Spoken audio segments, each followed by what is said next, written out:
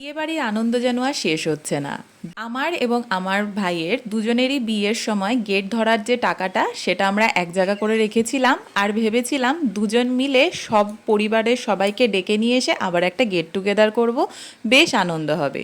আর সেটারই তোড়জোড় শুরু হয়ে গেল, সবাই মিলে উপস্থিত আমাদের বাড়িতে। আমার মাসিরা, মামারা, দেবু, আমার দাদারা, আমার পরিবারের প্রত্যেকটা মানুষ, দাদা, বৌদি, জেঠু, সবাইকেই বলা ছিল যে রোববার করে একটা ডেট আমরা করব, সেখানে সবাই মিলে আনন্দ করব, খাওয়া দাওয়া করব।